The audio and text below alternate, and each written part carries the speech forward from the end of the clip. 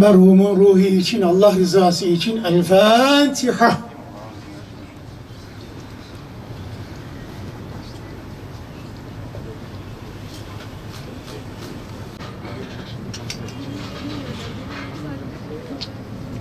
Eller babasıydı, mertti, cömertti, dindardı, ehli imandı, ehli salattı. Çok iyi bir insandı.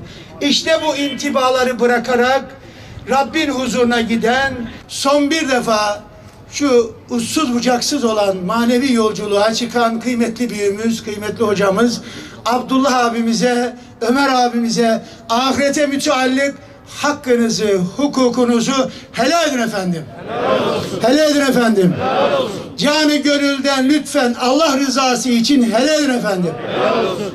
Ehli iman, ehli salat, iyi bir insan olduğuna şahitlik eder misiniz? Evet. Ve keza eder misiniz? Evet. Ve keza eder misiniz? Evet. Rabbim helallığınızı ve bu güzel şehadetinizi kabul etsin inşallah. Ey kişi niyetine. Allahu Ekber.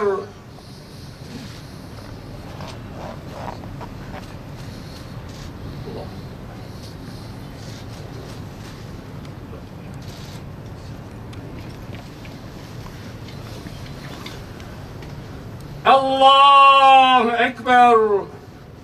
Esselamu Aleyküm ve Rahmetullah.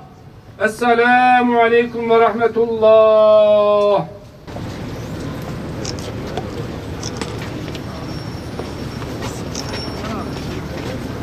Yavaş, yavaş, yavaş.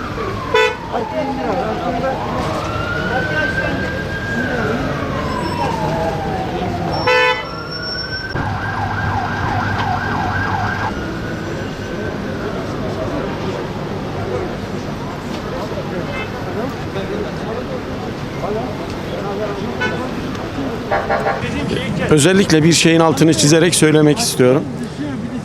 Şiir, sanat, edebiyat, tefekkür dünyası ile ilgili çalışma yapanların, hele bu manada desteğe ihtiyaç olan gençlerin onlara uzatılacak el için o ele atfettikleri değer çok büyüktür. Benim de Erzurum'dan yıllar öncesinde 19 yaşımda mektup gönderip mektubuma açık ve net bir şekilde "Kardeşim, sende şiir ve edebiyat yeteneği var, yazmaya devam et ve bana yazılarını ve şiirlerini gönder" diye cevap aldığım birisiydi. Hekimoğlu İsmail namıyla bilinen, mahalasıyla bilinen Ömer Okçu. Ne mübarek adam bana cevap yazdı ve beni yönlendirdi diye düşünmüştüm. 1982 yılında İstanbul'a gelip kendisiyle tanıştığımda bunun sadece yazılan bir mektuptan ibaret olmadığını gördüm.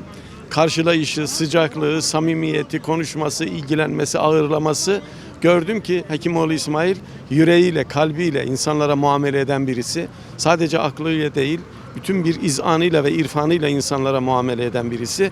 Yazdıklarına da zaten bunun yansımalarını çok açık bir şekilde görüyoruz baktığımızda. Romanlarına, tefekkür dünyası ile ilgili eserlerine, denemelerine baktığımızda. O yüzden ülkemizin çok kıymetli bir değeriydi. Ben inanıyorum ki bundan sonra da eserleriyle ve yaptıklarıyla insanlar onu hayırla yad edecekler, hayırla anacaklar ve geleceğimiz için de önemli bir yapı taşı olarak kalmaya devam edecek. Allah gani gani rahmet eylesin.